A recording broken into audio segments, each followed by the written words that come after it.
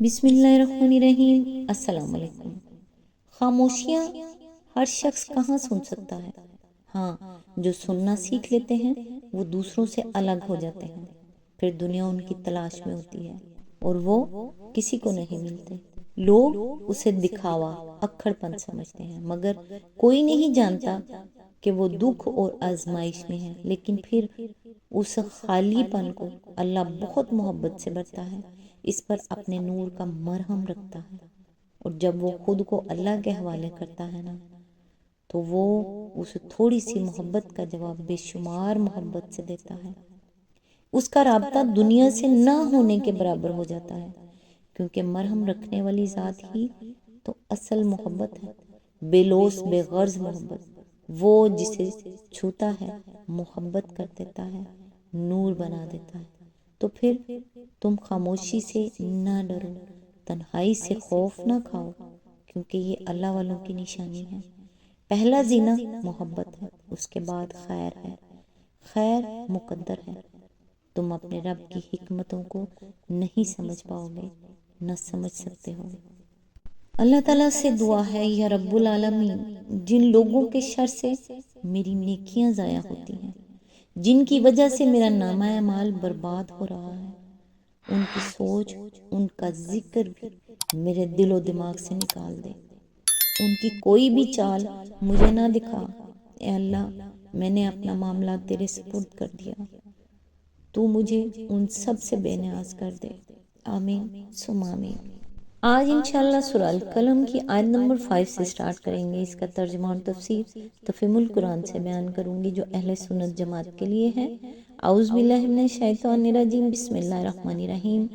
ان قریب تم بھی دیکھ لو گے اور وہ بھی دیکھ لیں گے۔ آیت نمبر 6 کہ تم میں سے کون جنون میں مبتلا ہے۔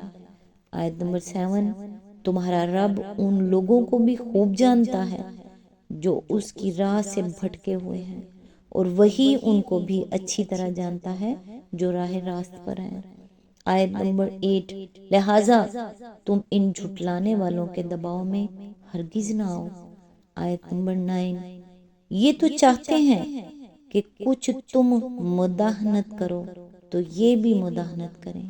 اس کی تفسیر ہے، یعنی تم اسلام کی تبلیغ میں کچھ ڈھیلے پڑ جاؤ تو یہ بھی تمہاری مخالفت میں کچھ نرمی اختیار کر لیں، یا تم ان کی گمراہیوں کی رعایت کر کے اپنے دین میں کچھ ترمیم کرنے پر آمادہ ہو جاؤ تو یہ تمہارے ساتھ مصالحت کر لیں۔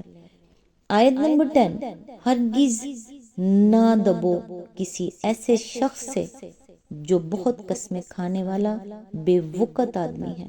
اس کی تفسیر ہے، اصل میں لفظ مہین استعمال ہوا ہے جو حقیر و ذلیل اور گھٹیا آدمی کے لیے بولا جاتا ہے۔ در حقیقت یہ بہت قسمیں کھانے والے آدمی کی لازمی صفت ہے۔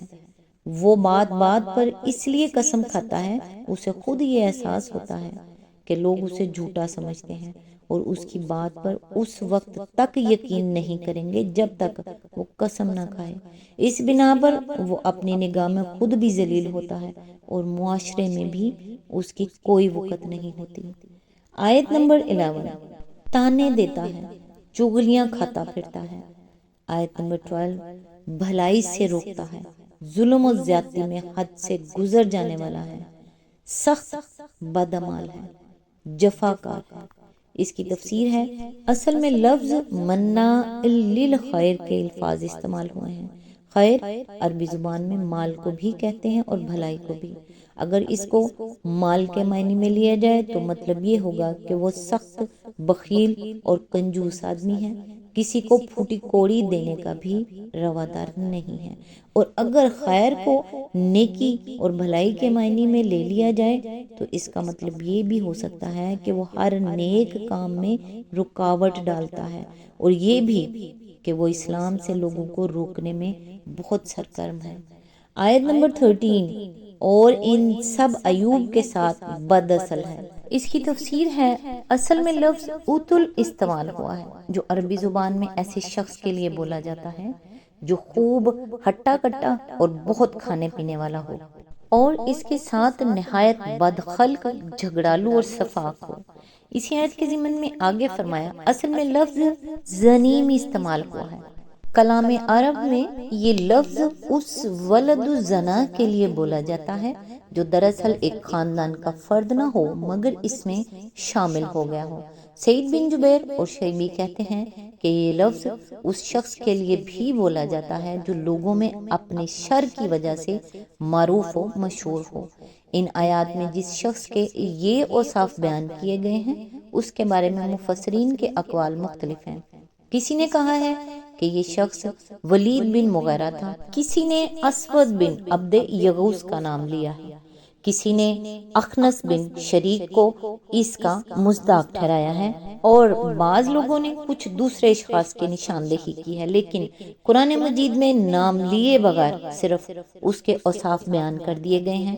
اس سے معلوم ہوتا ہے کہ مکہ میں وہ اپنے ان اوصاف کے لیے اتنا مشہور تھا کہ اس کا نام لینے کی ضرورت نہ تھی۔ اس کی یہ صفات سنتے ہی ہر شخص سمجھ سکتا تھا کہ اشارہ کس کی طرف ہے۔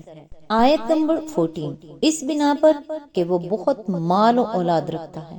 اس کی تفسیر ہے اس فقرے کا تعلق اوپر کے سلسلہ کلام سے بھی ہو سکتا ہے اور بعد کے فقرے سے بھی۔ پہلی صورت میں مطلب یہ ہوگا کہ ایسے آدمی کی دھونس اس بنا پر قبول نہ کرو کہ وہ بہت مال اور اولاد رکھتا ہے۔ دوسری صورت میں معنی یہ ہوں گے کہ بہت مال اور اولاد والا ہونے کی بنا پر وہ مغرور ہو گیا ہے۔ جب ہماری آیات اس کو سنائی جاتی ہیں تو کہتا ہے یہ اگلے وقتوں کے افسانے ہیں۔ آیت نمبر 15، جب ہماری آیات اس کو سنائی جاتی ہیں تو کہتا ہے یہ تو اگلے وقتوں کے افسانے ہیں۔ آیت نمبر 16، ان قریب ہم اس کی سونڈ پر داغ لگائیں گے۔ اس کی تفسیر ہے چونکہ وہ اپنے آپ کو بڑی ناک والا سمجھتا تھا اس لیے اس کی ناک کو سونڈ کہا گیا، اور ناک پر داغ لگانے سے مراد تذلیل ہے، یعنی ہم دنیا اور آخرت میں اس کو ایسا ذلیل و خوار کریں گے کہ ابد تک یہ آر اس کا پیچھا نہ چھوڑے گا۔ آیت نمبر 17، ہم نے ان اہل مکہ کو اسی طرح آزمائش میں ڈالا ہے جس طرح ایک باغ کے مالکوں کو آزمائش میں ڈالا تھا جب انہوں نے قسم کھائی کہ صبح سویرے ضرور اپنے باغ کے پھل توڑیں گے۔ اس کی تفسیر ہے اس مقام پر سورہ کہف رکوع نمبر 5 بھی پیش نظر رہے جس میں اسی طرح عبرت دلانے کے لیے دو باغ والوں کی مثال پیش کی گئی ہے۔ آیت نمبر 18، اور وہ کوئی استثناء نہیں کر رہے تھے۔ اس کی تفسیر ہے یعنی انہیں اپنی قدرت اور اپنے اختیار پر ایسا بھروسہ تھا کہ قسم کھا کر بے تکلف کہہ دیا کہ ہم ضرور کل اپنے باغ کے پھل توڑیں گے، اور یہ کہنے کی کوئی ضرورت وہ محسوس نہیں کرتے تھے کہ اگر اللہ نے چاہا تو ہم یہ کام کریں گے۔ آیت نمبر 19، رات کو وہ سوئے پڑے تھے کہ تمہارے رب کی طرف سے ایک بلا اس باغ پر پھر گئی۔ آیت نمبر 20، اور اس کا حال ایسا ہو گیا جیسے کٹی ہوئی فصل ہو۔ آیت نمبر 21، صبح ان لوگوں نے ایک دوسرے کو پکارا۔ آیت نمبر 22، کہ اگر پھل توڑنے ہیں تو سویرے سویرے اپنی کھیتی کی طرف نکل چلو۔ اس کی تفسیر ہے کھیتی کا لفظ غالباً اس لیے استعمال کیا گیا ہے کہ باغ میں درختوں کے درمیان کھیت بھی تھے۔ آیت نمبر 23، چنانچہ وہ چل پڑے اور آپس میں چپکے چپکے کہتے جاتے تھے۔ آیت نمبر 24، کہ آج کوئی مسکین تمہارے پاس باغ میں نہ آنے پائے۔ آیت نمبر 25، وہ کچھ نہ دینے کا فیصلہ کیے ہوئے صبح سویرے جلدی جلدی اس طرح وہاں گئے جیسے کہ وہ پھل توڑنے پر قادر ہیں۔ اس کی تفسیر ہے اصل میں الفاظ ہیں اعلیٰ حرد۔ حرد عربی زبان میں روکنے اور نہ دینے کے لیے بھی بولا جاتا ہے، قصدن اور طے شدہ فیصلے کے لیے بھی استعمال ہوتا ہے، اور سرد کے معنی میں بھی مستعمل ہے۔ اسی لیے ہم نے ترجمے میں تینوں معنوں کی رعایت ملحوظ رکھی ہے۔ آیت نمبر 26، مگر جب باغ کو دیکھا تو کہنے لگے ہم راستہ بھول گئے ہیں۔ آیت نمبر 27، نہیں بلکہ ہم محروم رہ گئے۔ اس کی تفسیر ہے یعنی پہلے تو انہیں باغ کو دیکھ کر یقین نہ آیا کہ یہ انہی کا باغ ہے اور کہنے لگے شاید ہم راستہ بھول کر کسی اور جگہ آئے ہیں۔ پھر غور کیا اور معلوم ہوا کہ یہ ان کا اپنا باغ ہی ہے، تو چیخ اٹھے کہ ہماری قسمت پھوٹ گئی۔ آیت نمبر 28، ان میں جو سب سے بہتر آدمی تھا اس نے کہا، میں نے تم سے کہا نہ تھا کہ تم تسبیح کیوں نہیں کرتے؟ اس کی تفسیر ہے، اس کا مطلب یہ ہے کہ جب وہ قسم کھا کر کہہ رہے تھے کہ کل ہم اپنے باغ کے پھل ضرور توڑیں گے، اس وقت اس شخص نے ان کو تنبیہ کی تھی کہ تم خدا کو بھول گئے۔ انشاءاللہ کیوں نہیں کہتے، مگر انہوں نے اس کی پرواہ نہ کی۔ پھر جب وہ مسکینوں کو کچھ نہ دینے کا فیصلہ کر رہے تھے، اس وقت بھی اس نے انہیں نصیحت کی کہ اللہ کو یاد کرو اور اس بری نیت سے باز آ جاؤ، مگر وہ اپنی بات پر جمے رہے۔ آج تک کے لیے بس اتنا ہی، نیکسٹ انشاءاللہ آیت نمبر 29 سے سٹارٹ کریں گے۔ تب تک کے لیے دعاؤں میں یاد رکھیے گا۔ اللہ حافظ۔